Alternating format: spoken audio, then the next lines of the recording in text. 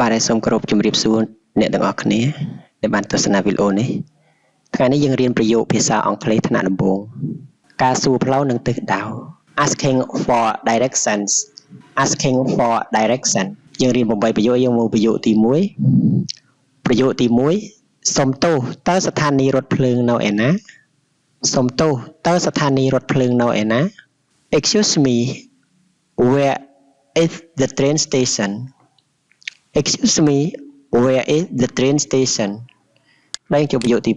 2វាស្ថិតនៅខាងស្ដាំដៃរបស់អ្នក It is on your right ហើយមើលប្រយោគទី3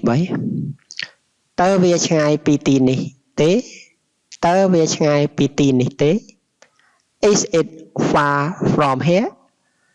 Is it far from here នាងចូលប្រយោគទី4មិនឆ្ងាយទេដើរតែ5នាទីប៉ុណ្ណោះ No it's not far it's just a 5 minute walk No it's not far it's just a 5 minute walk ហើយចូលប្រយោគទី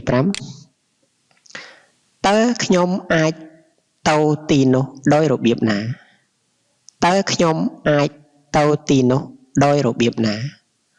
How can I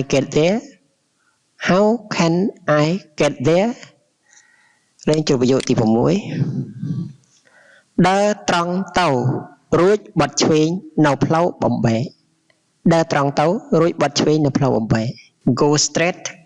and turn left at the intersection Go straight and turn left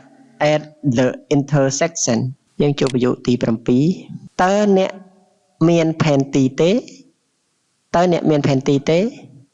Do you have a map យើងចូលប្រយោគទី8ប្រយោគចុងបញ្ចប់បាទចាស់នេះជាផែនទីបាទបើសិនជាគុណស្រីយើងឆ្លើយចាស់បើគុណប្រុសយើងឆ្លើយបាទសម្រាប់ពាក្យ Yes here is the map អរគុណសម្រាប់ការទស្សនាវីដេអូនេះជម្រាបលាបាទ